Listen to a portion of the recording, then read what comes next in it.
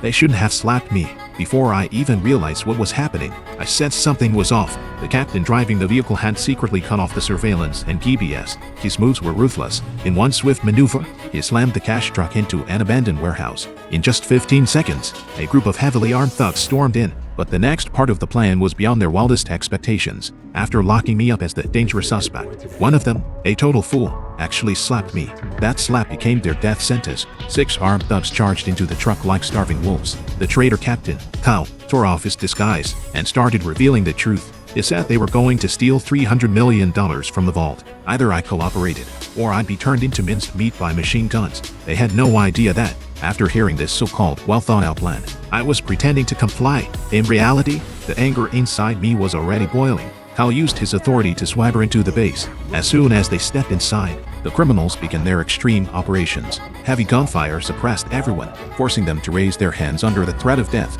In just 35 seconds, the guards completely lost their ability to resist. But to me, it was just the calm before the storm. The robbers thought they had won, so they rushed into the surveillance room, demanding access. Once the cameras were destroyed, the $300 million would be theirs. But the security team, now completely enraged, reacted fast, setting up a heavy machine gun. Everyone knew that if this door opened, none of them would survive.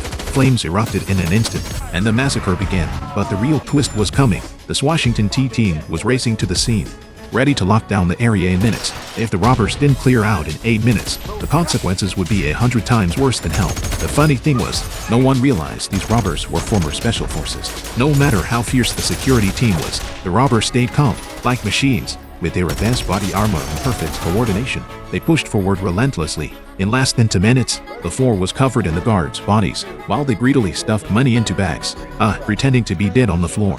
Finally found a chance to fight back.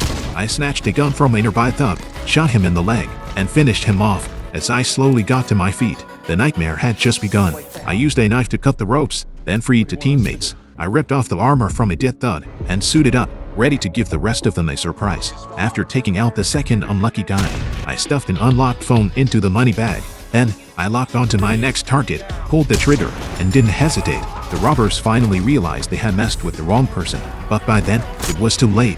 I ripped off the last guy's helmet and found the gun was empty. But I didn't stop. I pulled out a sharp knife from my waist and finished the job in one clean move.